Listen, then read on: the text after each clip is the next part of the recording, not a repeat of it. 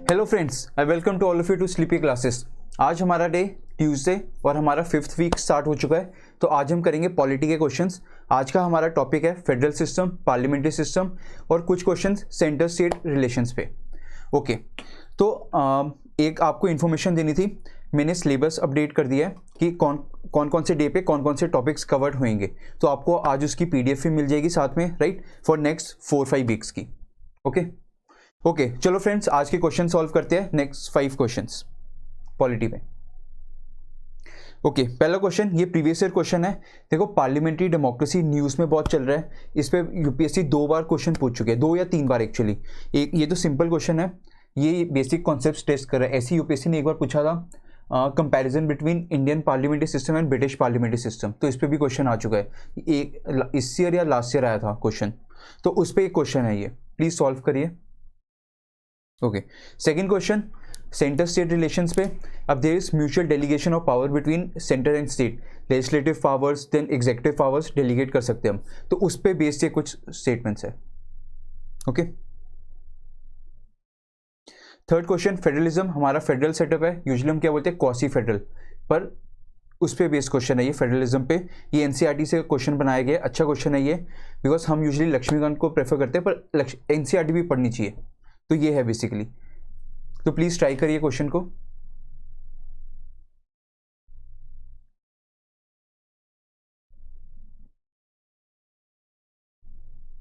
Okay, fourth centre state relations, then how centre support करता है state को through various grants provide करता है, राइट, उस पे बेस्ड क्वेश्चन है। तो उस ग्रांट को क्या बोलते हैं, उस ये क्वेश्चन बनाया गया।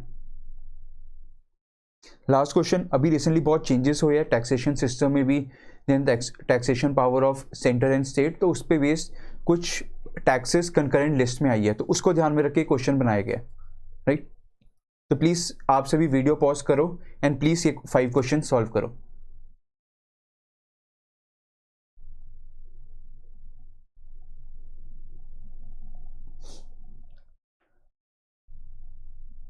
Okay friends, let's start with the questions. पहला क्वेश्चन क्या बोल रहा है, सिंपल क्वेश्चन है, पार्लियामेंट्री फॉर्म ऑफ गवर्नमेंट। देखो, पार्लियामेंट्री फॉर्म ऑफ गवर्नमेंट क्या है, बेसिकली उसका बेसिक प्रीमाइस क्या है, there is a parliament system, legislature. Basically government के 3 ऑर्गन्स होते हैं, judiciary, executive and legislature. So government के एक्चुअली हम 2 पार्ट में डिवाइड करते हैं, इधर it could be parliamentary government. Basically, democracy is divided into 2 parts, parliamentary and presidential. So parliamentary और presidential में डिफरेंस क्या है, बेसिकली पार्लियामेंट्री में क्या है, एग्जीक्यूटिव जो बनती है वो बेसिकली लेजिस्लेचर में से ही बनती है। जैसे इंडिया में क्या होता है, पहले हम MPs इलेक्ट करते हैं, उन MPs में से ही जिस पार्टी के पास मैक्सिमम सीट्स होते हैं, जिसका मेजॉरिटी होती है, वो मिनिस्टर्स बनाती है। So basically what is happening, legislature में से एग्जीक्यूटिव। सो बेसिकली ये क्या सोच के हमने ये सेटअप किया है, ताकि executive is responsible to legislature. तो ये बेसिक प्रीमाइस है पार्लियामेंट्री का। लाइकवाइज प्रेसिडेंशियल सिस्टम में क्या होता है, we do have legislature, we do have executive, judiciary, but legislature and executive are totally separate. तो वहाँ पे strict separation of power follow किया जाता है। ऑलराइट, इंडिया में क्या, ब्रॉड सेपरेशन ऑफ पावर। तो ये ध्यान में रखना। तो आंसर वुड बी सी। पहली स्टेटमेंट देखे, executive and legislature work independently, no, ये प्रेसिडेंशियल का फीचर है, not parliamentary. It provides continuity of policy and is more efficient, no. अब देखो, पहले कांग्रेस की सरकार थी, UPA, अब BJP की सरकार है, तो एकदम से पॉलिसी की कितनी चेंजेस आ गए। सो कॉन्टिन्यूटी ऑफ पॉलिसी रहती ही नहीं है, right. Then fourth statement, head of the government can not be changed without election. ऐसा नहीं है, चेंज कर सकते हम, मतलब it is to be change with election only, alright. पर मेन एडवांटेज में नहीं आता ये, राइट। ओके, एंड हम चेंज भी कर सकते हैं। ओके, तो basically A, B and D are wrong, C is the best answer. Easy question था। तो बेसिकली अब हमें इसको कुछ पॉइंट्स हम सीख लेते हैं, बिकॉज ये टॉपिक आगे पार्लियामेंट्री UPSC बहुत बार पूछ चुके इस पर। तो प्लीज़ आप मुझे वीडियो पॉज करके कुछ क्वेश्चंस के आंसर्स बताओ। एक तो आप मुझे बताओ, देखो पार्लियामेंट्री डेमोक्रेसी के फीचर्स क्या है, राइट। पहले मुझे ये बताओ पार्लियामेंट्री डेमोक्रेसी के फीचर्स, वीडियो पॉज करके।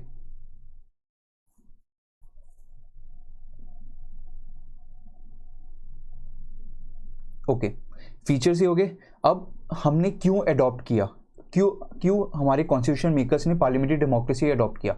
तो देखो रीज़न क्या था, पहले हम फेमिलियर है इस सिस्टम से, बिकॉज ब्रिटिशर्स के टाइम पे पार्लियामेंट्री डेमोक्रेसी सिस्टम था तो हम उससे फेमिलियर हैं। तो मुझे बताओ ब्रिटिश, अब हिस्ट्री भी रिवाइज करते हैं जो, या फिर जो पहले टॉपिक्स हम पढ़ चुके हैं पॉलिटी में, तो जो पार्लियामेंट्री डेमोक्रेसी सेटअप हमने किया था कौन से एक्ट ने किया था? ये एक स्टूडेंट ने भी क्वेश्चन पूछा था, तब रह गया था बताना। अब आप मुझे आज बताओ, फिर मैं उसको बताऊंगा कि ये सही है कि नहीं आंसर। तो कौन से एक्ट ने सेटअप किया था पार्लियामेंट्री डेमोक्रेसी इंडिया में? जो Indian council act, charters act, ये सारे एक्ट थे, उनमें से कोई एक एक्ट है। तो प्लीज़ मुझे ये बताओ। तो हमने क्यों अडॉप्ट किया था? First, we are familiar with it. Second, responsibility को हमने प्रेफरेंस दी थी। डॉक्टर BR अम्बेडकर जी ने कहा था कि our main focus would be on the responsibility, तो इसलिए देन हम अवॉइड करना चाहते थे लेजिस्लेचर एंड एग्जेक्टिव में कॉन्फ्लिक्ट्स। जैसे पार्लियामेंट, जैसे यूएस में क्या होता है, कॉन्फ्लिक्ट्स बहुत होते हैं लेजिस्लेचर एग्जेक्टिव के, जैसे ओबामा हेल्थ केयर, बहुत सारे इश्यूज रहे हैं, पर इंडिया में हमें ऐसे कॉन्फ्लिक्ट नहीं दिखते, तो उसको अवॉइड करना था।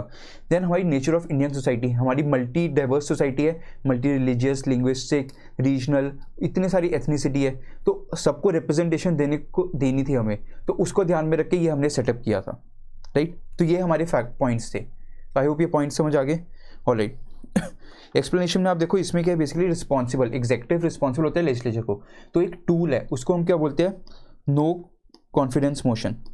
तो प्लीज़ मुझे बताओ ये नो कॉन्फिडेंस मोशन है क्या, इसके लिए कितने वोट्स चाहिए होते हैं, राइट।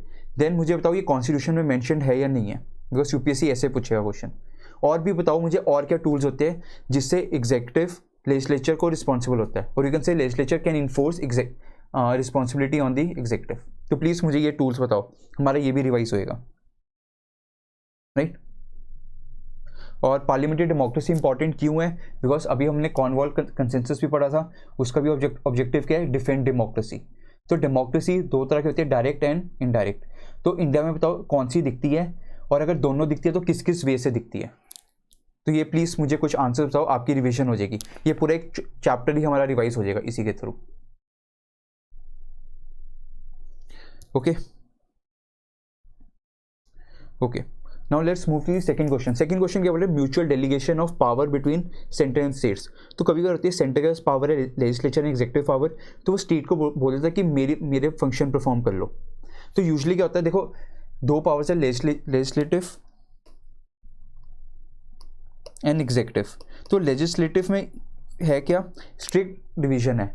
तो बेसिकली क्या है हमें पता है सेंटर स्टेट के लिए लॉज बना सकता है, पर स्टेट सेंटर के लिए लॉ नहीं बना सकता, ये हमने पूरा स्ट्रिक्टनेस कॉन्स्टिट्यूशन में मेंशन्ड है।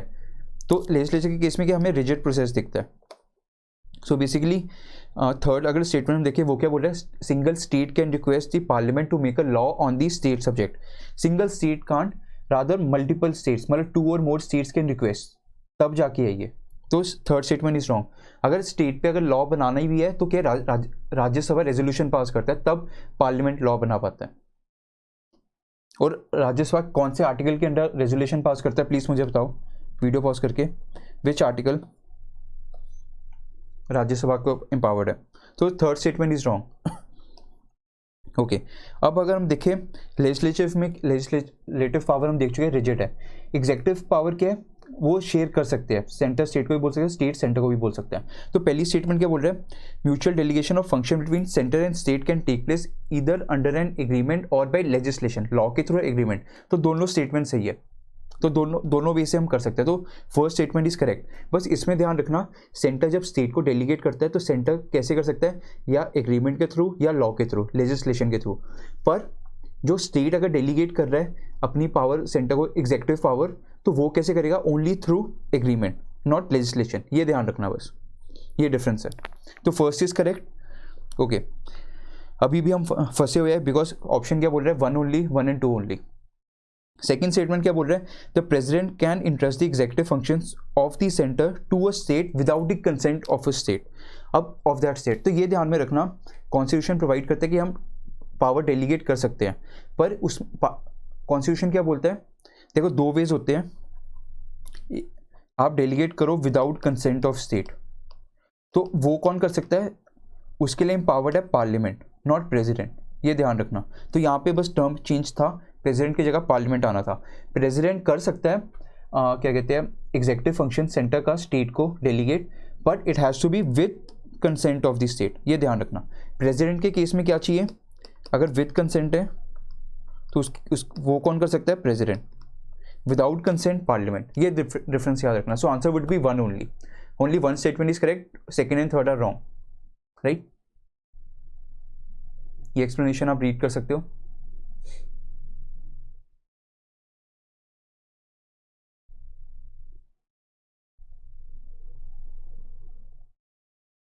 One is correct, two is incorrect, three is incorrect, वही मैंने समझाया था जो, राइट।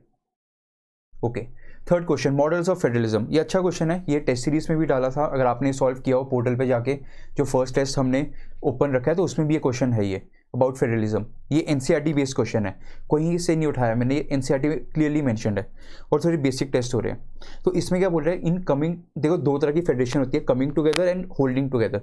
कमिंग टुगेदर में क्या होती है, स्टेट्स आ रही है, वो क्या कर रही है, अपनी सॉवरेनिटी लूज कर रही है, एक सेंट्रल बॉडी को बोल रहे हैं कि वो एम्पावर्ड है सॉवरेनिटी पावर हैंडल करने के लिए, राइट। बस स्टेट क्या कर रही है, अपनी आइडेंटिटी इंटैक्ट रख रही है, स्टेट की आइडेंटिटी इंटैक्ट है, बस सॉवरेनिटी वाली पावर उन्होंने एक सेंट्रल बॉडी को दे दी। तो दैट इज कमिंग टुगेदर। तो ये हमें कहाँ दिखता है, यूएस में दिखता है, राइट।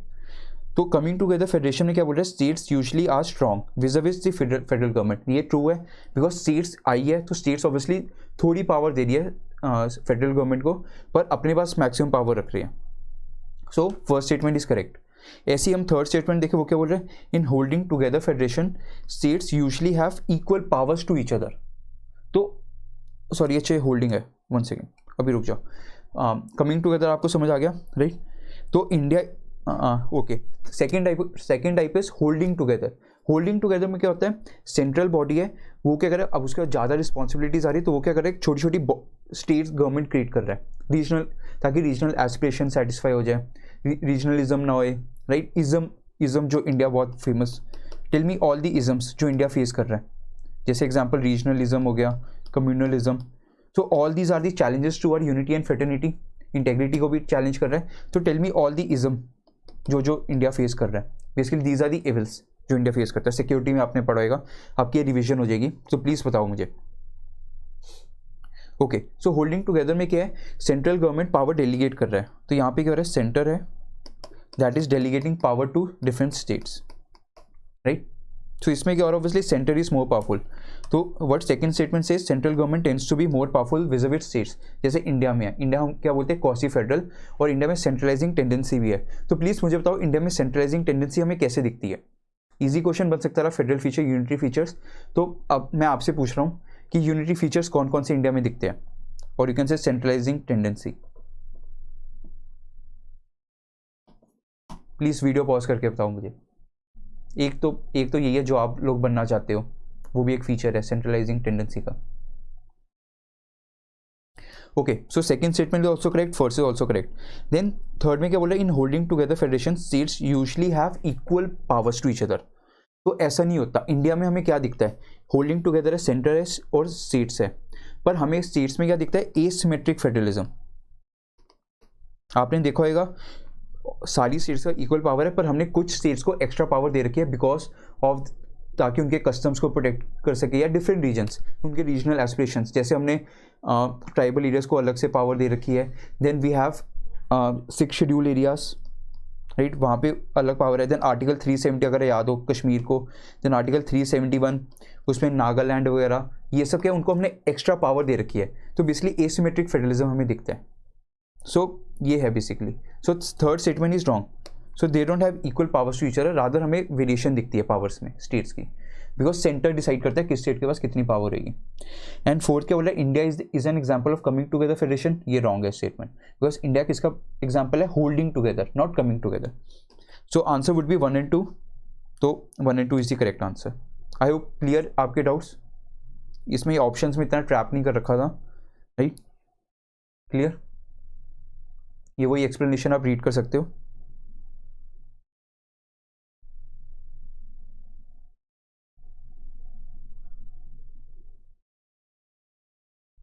देखो एनसीईआरटी भी अच्छे क्वेश्चंस क्रिएट करता है, if you can see. So reading of NCERT is very must.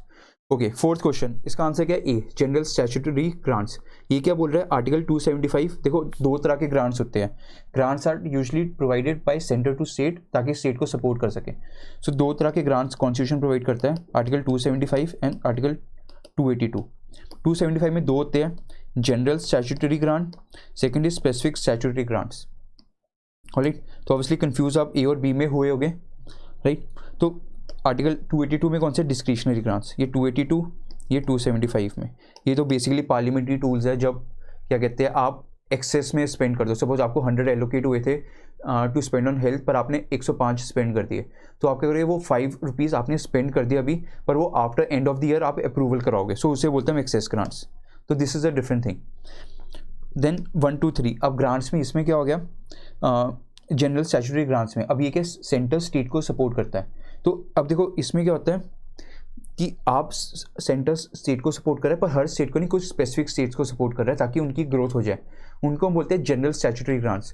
पर वही ग्रांट्स अगर सेंटर स्टेट को प्रोवाइड कर रहा है, पर कौन सी स्टेट्स को? जहाँ पे ट्राइबल एरियाज है, शेड्यूल एरियाज है, उनकी डेवलपमेंट के लिए, उनको हम बोलते हैं स्पेसिफिक स्टैट्यूटरी ग्रांट्स। बस ये डिफरेंस है, ये ध्यान में रखना, right. So answer would be A. और डिस्क्रिशनरी ग्रांट्स क्या होता है? बेसिकली ये ग्रांट्स होती है जो सेंटर स्टेट को देती है, सेंटर की मर्जी होती है, सेंटर पे कोई ऑब्लिगेशन नहीं है कि उसको देना ही देना है स्टेट को, वो सेंटर की मर्जी होती है। तो पहले प्लीज़ मुझे वीडियो पॉज करके बताओ, पहले कौन सी बॉडी थी जो रिस्पॉन्सिबल थी फॉर डिस्क्रिशनरी ग्रांट्स, और आज उसको रिप्लेस करके who is responsible for this discretionary grants, कौन डिसीजन लेता है, राइट। आई होप ये क्लियर। एंड ये जरूर ध्यान रखना, these are charge on the consolidated fund of India, right. ये एक्सप्लेनेशन पार्ट आप रीड कर सकते हो।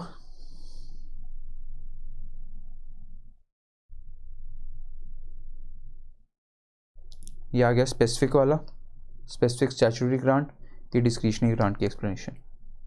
तो these are for scheduled tribes और raising the level of administration of scheduled areas including the state of Assam, right. Okay, fifth question अच्छा है। अगर आपका प्रेजेंस ऑफ माइंड होगा तो आप ये क्वेश्चन बहुत इजीली सॉल्व कर दोगे। इसमें जस्ट एक सिंपल कॉन्सेप्ट टेस्ट कर रहा था आपके, और तो आपके बहुत सारे टैक्सेस लिखे हैं, पर वो टैक्सेस की जरूरत ही नहीं थी। ये बस आपके प्रेजेंस ऑफ माइंड टेस्ट कर रहे हैं और कितना होल्ड है आपका कंकरेंट लिस्ट में, और बेसिकली जीएसटी कॉन्सेप्ट पे वो टेस्ट कर रही है। देखो, कंकरेंट लिस्ट में कोई टैक्सेशन पावर नहीं है, कोई टैक्सेशन पावर नहीं आती कंकरेंट लिस्ट में, सारी स्टेट लिस्ट में, यूनियन लिस्ट में है। कंकरेंट लिस्ट में बस एक है जो अब आई है after 101st constitutional amendment act, right, जिससे हम जीएसटी लेके आए हैं। सिर्फ जीएसटी एक टैक्स है जो सेंटर और स्टेट मिलके लगाते हैं, अदरवाइज और कोई टैक्स नहीं है। तो बस ये ध्यान रखना, लेजिस्लेटिव पावर्स में आते हैं क्या कहते हैं सब्जेक्ट्स में, जब आप कोई और सोशल, इकोनॉमिक, दूसरे फैक्टर्स वो कंकरेंट लिस्ट में आते हैं। पर सिर्फ अगर टैक्सेशन फाइनेंसेस के टर्म्स में देखें तो it is clearly demarcated, state के अलग रेवेन्यू सोर्सेज है और सेंटर के अलग है, ये ध्यान में रखना। So answer would be none of the above. Simple question था ये, पर हाँ चलो अपन रिवाइज कर लेते हैं। अब कुछ टैक्सेस आ गए तो देख लेते हैं। टैक्सेस ऑन एग्रीकल्चर इनकम, अब ये बहुत डिमांड कर रहे हैं, जैसे वेरियस कमेटीज़ आई है, सब बोल रहे कि एग्रीकल्चर इनकम पे टैक्स लगाओ। क्यों? जो रिच फार्मर्स है वो अर्न कर रहे हैं, पुअर्स को फ़ायदा नहीं हो रहा। Then it has become a source of black money also, तो ब्लैक को वाइट में कन्वर्ट करने के लिए यूज़ हो रहा है। तो they are many reasons, so right, so it comes under state list. पर ये वोट बैंक इशू बन जाता है, स्टेट पॉलिटिक्स, तो इसलिए कोई टिंकर नहीं करता है इसके साथ। Then taxes on lands and buildings, ये बेसिकली किसके अंडर आता है? This comes under their state list, ये भी state list, right, lands and buildings. Then we have duties in respect of succession to property other than agriculture land. ये confusion के लिए लगा था, बिकॉज एग्रीकल्चर आप सोचोगे एग्रीकल्चर लैंड है तो ऑब्वियसली स्टेट होएगा, पर दीज सक्सेशन ऑफ प्रॉपर्टी किसके अंडर आता है? Other than agriculture land, union list, ये ध्यान में रखना। Then taxes on the consumption और sale of electricity is in state list. So basically ये एक अभी डिमांड भी कर रहे हैं, बिकॉज अभी हमने इसको जीएसटी में इंक्लूड नहीं किया। तो प्लीज़ मुझे वीडियो पॉज करके बताओ, यूपीएससी ने भी पूछा था कौन कौन से टैक्सेस अभी दोनों स्टेट और यूनियन लिस्ट वाले यूनियन टैक्स जो जीएसटी में अभी इंक्लूडेड नहीं है, दे आर एक्सक्लूडेड। तो प्लीज़ मुझे वीडियो पॉज करके बताओ, राइट। ये क्वेश्चन ईजी था, कोई डिफिकल्टी नहीं थी इस क्वेश्चन में, आप देख सकते हो, राइट। ये explanation part, they are no tax entries in concurrent list, only one is there 101 amendment act के बाद जो GST आया बस, इसके अलावा और कोई नहीं है। तो ये ट्रिक क्वेश्चन था बस। ऑलराइट फ्रेंड्स, ये क्वेश्चन से ये कुछ क्वेश्चन इसमें से 2 या 3 क्वेश्चन जो आज के प्रीमिक्स में थे ये टेस्ट सीरीज़ वाली क्वेश्चन थे, ताकि आपको थोड़ा आइडिया लगे टेस्ट सीरीज़ के बारे में।